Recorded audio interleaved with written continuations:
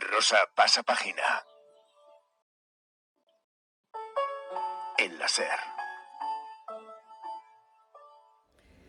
Nuestra invitada de hoy en los micrófonos de la SER es Carla de Lalá.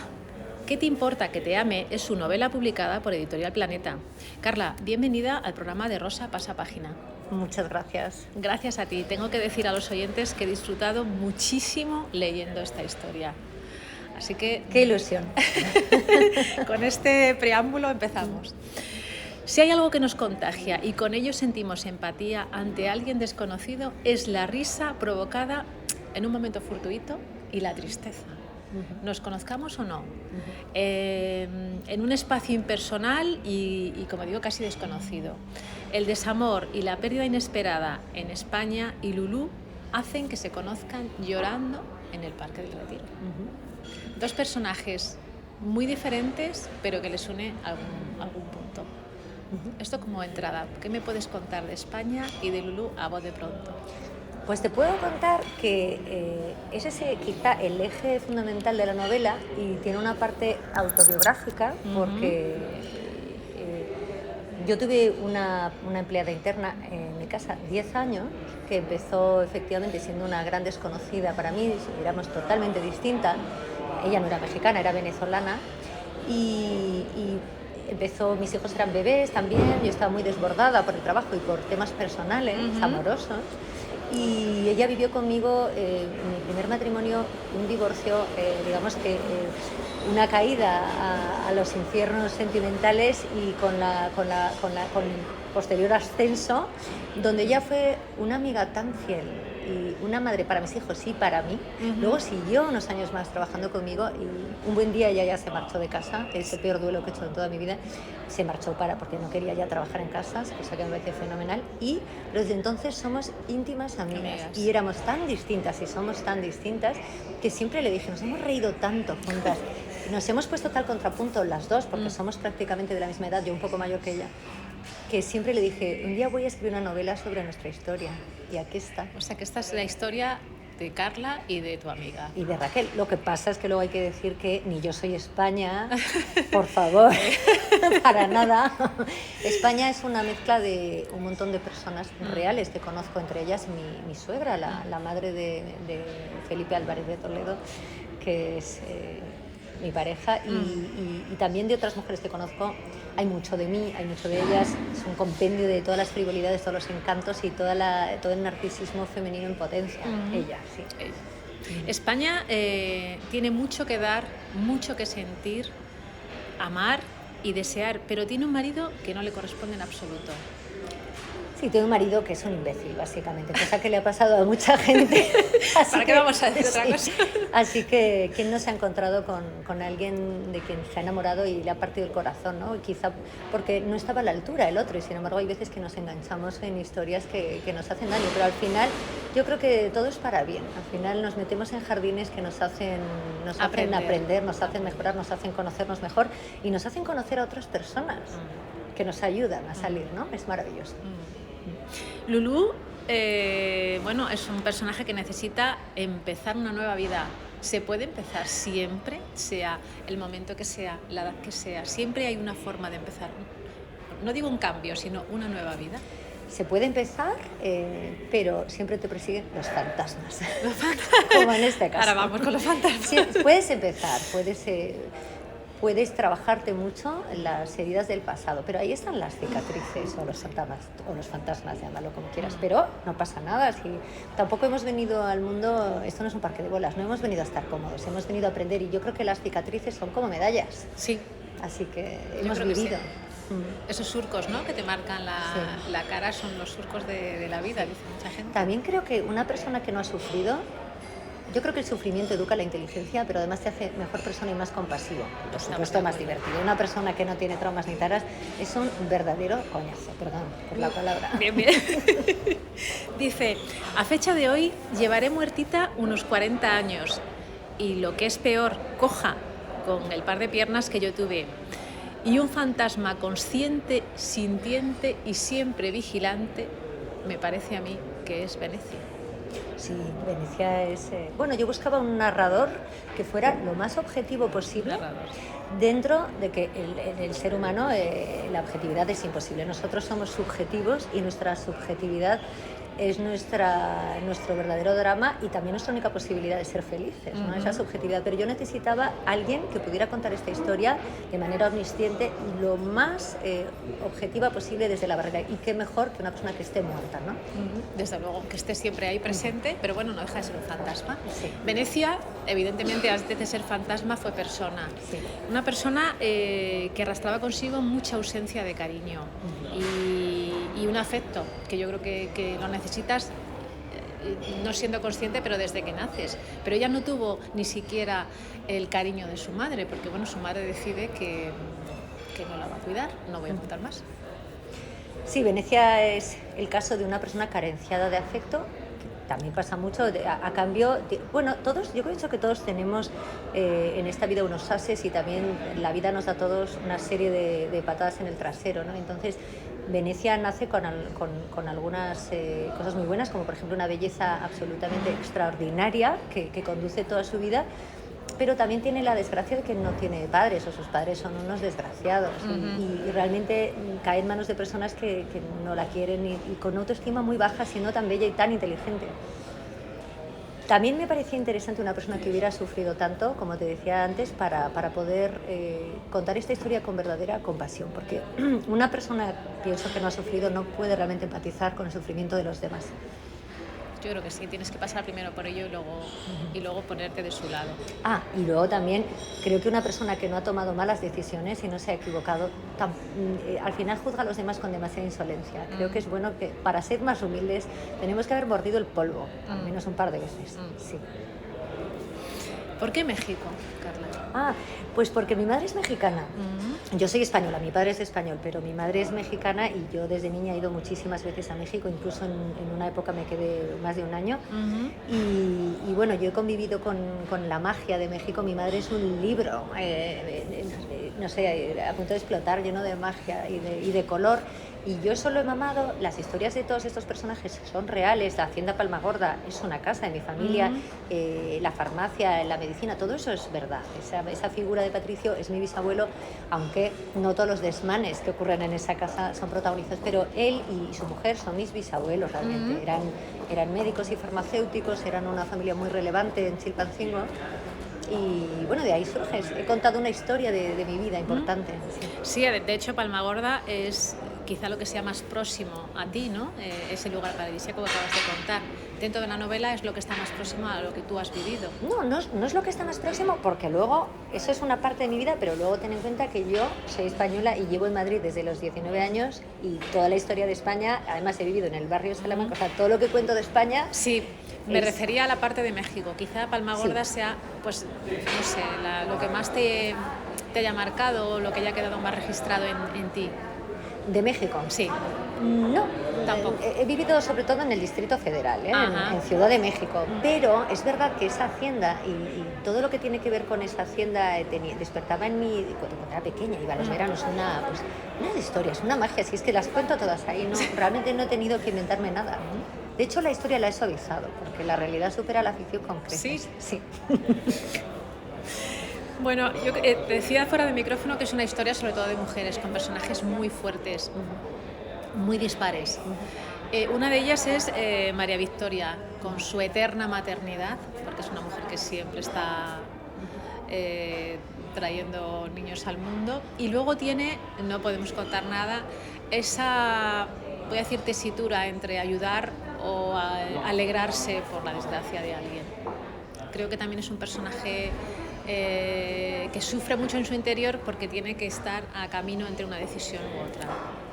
Bueno, en María Victoria es un personaje donde yo he visto siempre a mi abuela, María Luisa. Yo tengo una abuelita mexicana que además está viva, tiene 100 y pico años. Tuvo 14 hijos, mi abuela. 10 de los niños que salen en la novela pues son los nombres reales de sus hijos. Y ella era así, realmente una dama, una mujer elegantísima, muy cristiana.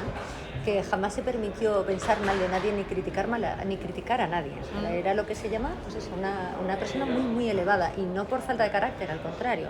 Yo creo que por tener mucho carácter. Entonces, ella me inspiró muchísimo, no me parezco, desgraciadamente, a ella en nada, pero ella era así, y ese personaje me inspiró, me impactó, y es un personaje maravilloso porque sabe lo que está pasando a su alrededor, pero es tan bondadosa y tan generosa que decide que es menos malo para todos que se calle, ¿no? Que se calle y que se aguante. ¿Por qué está tan poco reconocido el deseo de la mujer? Bueno, yo creo que la mujer en algunos aspectos ha vivido aplastada una parte importante de la historia. En otros no, en otros ha sido muy libre, las mujeres hemos mandado en las casas a lo largo de la historia, pero también en ciertos aspectos, como te digo, pues la mujer ha estado muy subyugada, no ha tenido libertad por la maternidad, por las dificultades económicas, por no tener una profesión, un sueldo, una habitación propia, como decía Virginia Woolf. Sí. Entonces, bueno, pues esto es lo que ha pasado con las mujeres. Y entonces, el deseo femenino pues es otra de las cosas que quedaban en el tintero. Aquí no se hablaba de eso. Desde luego. En los hombres había maridos encorchetados de misa, con poco sexo, como por ejemplo Ernesto, ¿no? Es un personaje retraído, ¿no? Un personaje... supongo que educado en la total y absoluta, no sé, austeridad, vamos a decir. No, el personaje de Ernesto es un golfo y es un hipersexual. Lo que pasa es que se acuesta con las que no son su mujer. Con su mujer también se acostaba al principio, pero como todos los Don Juanes, cuando ya la tiene muy vista y ya le ha dado 3 hijos, pues le parece un rollo, y entonces prefiere irse con otras más jóvenes y más vistosas, y eso es lo que hace. Es un patrón clásico de Don Juanismo. Un golfo es el personaje que peor me cae de la novela. Sí. Bueno, vienen años después y Venecia se cansa de dar vueltas en el ataúd, así que sale de él y se va con su hija a España, y allí Luisa conoce a España, Silva, y a Venecia. Cuéntame qué pasa en España, cómo les cambia la vida, de todo lo que puedes contar. Bueno, pues Venecia simplemente va detrás de su hija pegada. Ella no sabe por qué, ella no puede elegirlo. Todo lo que está sucediendo está por encima de su voluntad. Ella no sabe por qué, estando muerta, es consciente. Y de repente, después de 10 años dando vueltas en la tumba, de repente su hija le comunica que se va a España, y ella consigue salir y consigue irse con su hija, pero no sabe por qué. Al mismo tiempo, el personaje de Lulu huye a España porque tenía un duelo diferido muy mal hecho por la muerte atroz de su madre, y quería, como tú decías antes, empezar de nuevo. Entonces abandona su zona de confort y se marcha a otro continente, esperando encontrar ahí la paz que no tenía en México. Y una vez allí, siendo un alma atormentada y sin tener nada, ni dinero, ni ningún tipo de afecto, se encuentra con otra mujer que está en una situación igual de vulnerable que ella, aunque tiene dinero, aunque tiene una profesión, aunque es médico, tienen la misma situación de vulnerabilidad, y entonces digamos que se unen para sobrevivir en un mundo muy hostil. ¿Qué se cuece en la Taranta? La Taranta. Bueno, la Taranta es otro lugar real que existió, no se llamaba la Taranta, sí.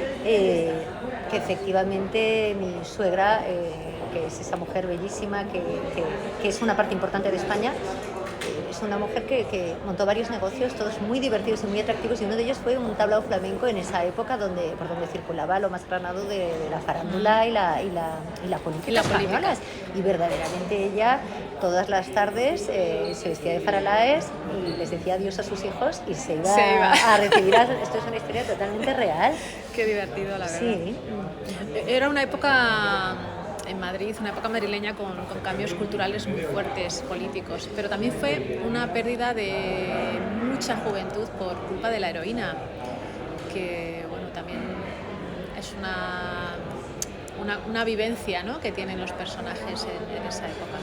Sí, los 80, bueno, lo podemos ver en cualquier serie antigua, que es muy divertido, divertido y atroz, ver cómo la gente bebía y fumaba sin control, pero además también se drogaban sin control. Era una época en la que todavía no se había hablado ni concienciado a la gente de los perjuicios de las drogas blandas y tampoco de las duras.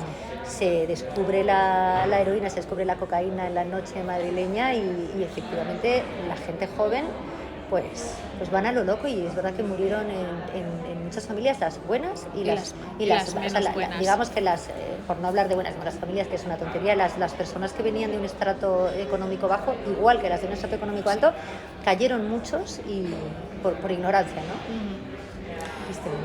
Quizá la vida de nadie sea perfecta, Carla. Yo creo que la vida de nadie es perfecta, y el que tenga una vida perfecta, vuelvo a decir, un soberano aburrimiento, ¿sabes? Qué horror, ¿no? Seríamos, no sé, ¿cómo seríamos? Hay muchas películas que hablan de esto, el ataque de los cuerpos, no sé, es como si te robaran el cerebro, las mujeres perfectas, con esa película, y que te pusieran un cerebro de persona perfecta, que nunca se equivoca, que nunca le ves en un renuncio.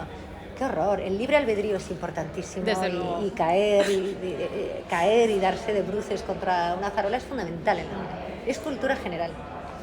Sí. ¿La mejor forma de amar es aceptarlo como es?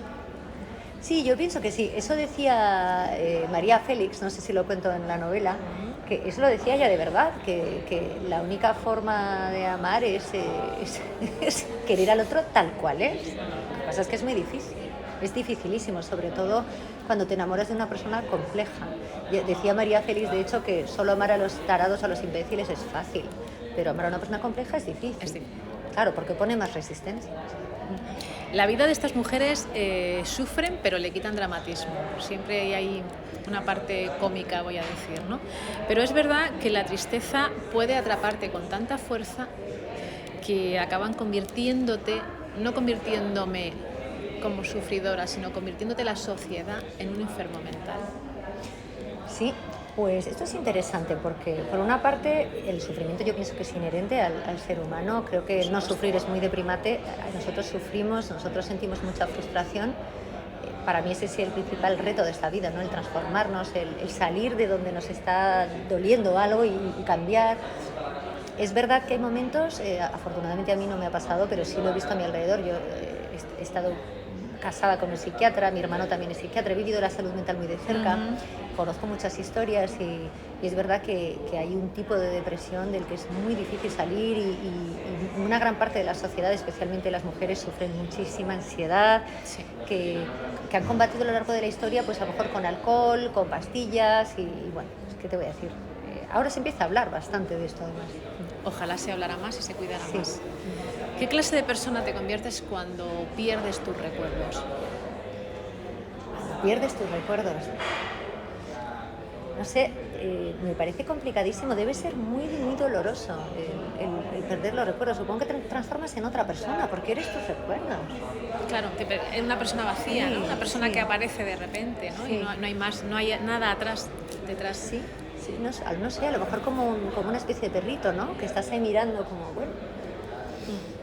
Hablamos de personajes, hemos hablado de hombres, mujeres, México, España, pero hay, desde hace muy poquito, animales que se consideran seres vivos. Digo de hace muy poquito, pero se ha aprobado una ley hace muy poco. Sí.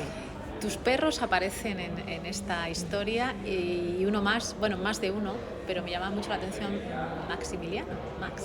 Max. Sí, son importantes en la vida de Carla. Bueno, mis perros son queridos como hijos. O sea, de hecho, es tal el amor que tengo a mis perros que no he podido evitar meterlos en mi historia, porque he pasado tantísimas semanas y años escribiendo esta novela que yo no podía estar sin ellos en mi cabeza. Entonces, igual que escribí la novela con ellos dos sentados sobre mis faldas, porque mis perros son perros falderos, es que dentro de mi cabeza también estaban y están en las páginas de mi novela, y espero que el día que me entierren, que sea también con ellos.